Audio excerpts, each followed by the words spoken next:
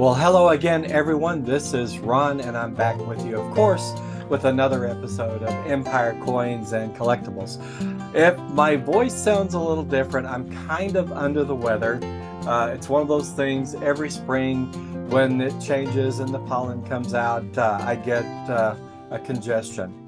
But hopefully I'll get through that in this episode with no problems, and we can talk about something more interesting than my health issues.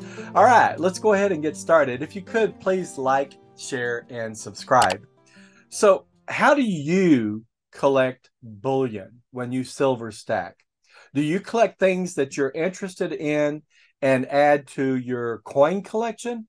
Or do you actually collect bullion? Or do you collect something else that is silver, but not exactly bullion, but it would be in the category of bullion?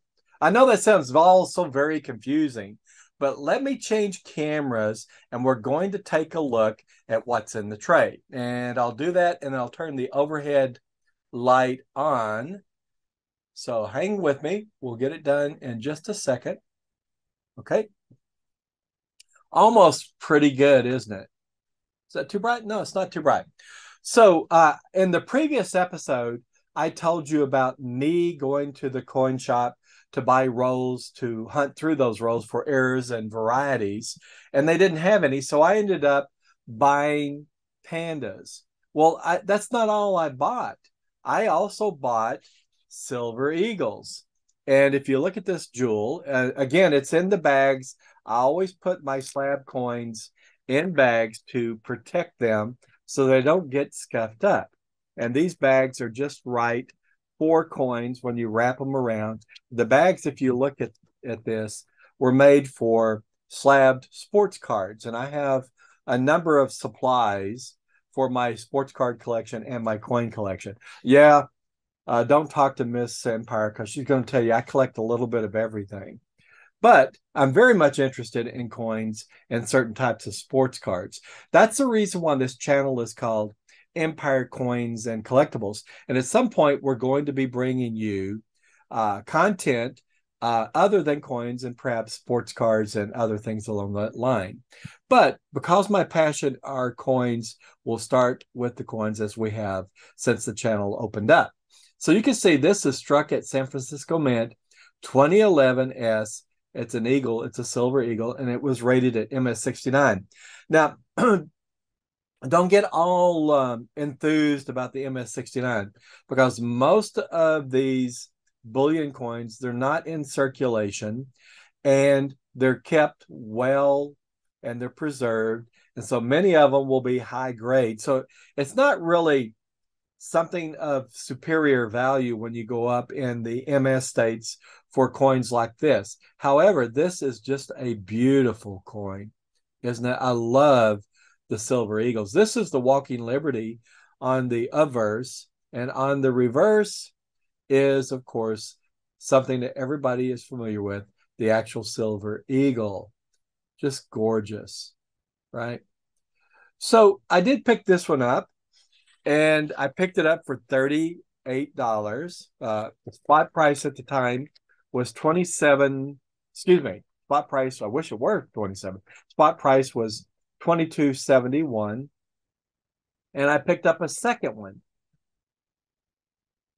So I got these two, and they're not exactly the same coins. They're the same coin type, but one of them is a first release. Let's see if I can get it to focus. Can I get it to focus? I'll show this one first. That is the first release, MS69 by NGC. And this is struck at the San Francisco Mint. It's an S mint mark.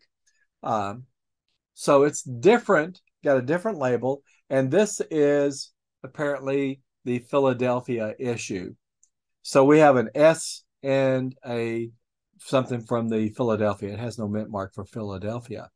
But I love them. I mean, yes, I paid $38 for the silver eagle, probably a bit of a premium. If I were to go out and buy what would be 500 ounces of silver eagles, you could probably get that somewhere around maybe $26, $27 an ounce. But these were slabbed. I love the slab coins. And so I picked them up to add them to my collection. Technically, these are called bullion.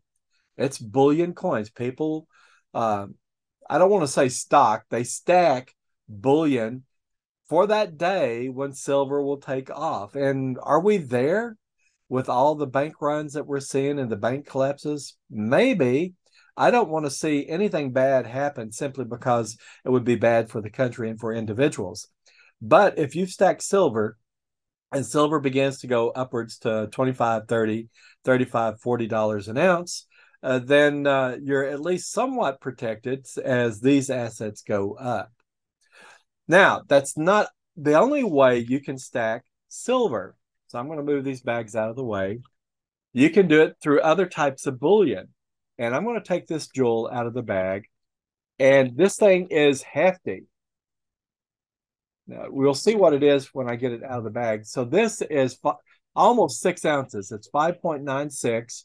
It's a John Deere metal silver bullion.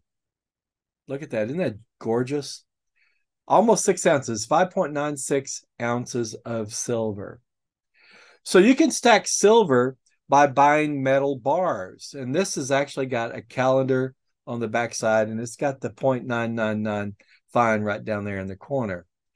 But you can buy this, and it's very interesting. Say you have a ranch or a farm. This may be appealing more so to you than the pandas or the silver eagles, simply because you deal with tractors and equipment on the farm every day, and it's something quite familiar.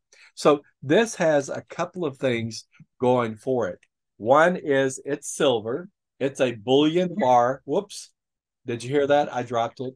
I keep telling you guys I'm like a bull in a china shop. I'm getting the other one out of the silver bag. I mean, out of the bag. And here it is. So between the two, these are 12 ounces of silver, and they're absolutely gorgeous. I wonder if I can illuminate that a little bit better. Is that better? Maybe. Maybe the light's too bright. Just gorgeous. So you can stack silver either with the Silver Eagles or the Britannias or the Maple Leafs, or you can buy bullion bars. And this technically would be a bullion bar with a motif, a farming motif or a ranching motif. So tell me in the comments down below, if you stack silver, what do you stack? Do you stack bars? Do you stack bullion coins? Do you stack constitutional silver? Constitutional silver would be silver that is silver coins pre 1965. It'd be 64 and before. So how do you stack it? Okay, that really is what this episode is all about. We're going to stop the share right now. So that's the question. How do you stack silver? Bullion, bullion bars, bullion rounds, or constitutional. Each one has its purpose. Depending on what you stack, you'll pay more of a premium or less of a premium. Generally speaking, I'm going to stack the generic silver rounds and get them as close to the spot price as possible. And that way, when silver goes up, I'll maximize any gain by paying as little per ounce on the average in my stack.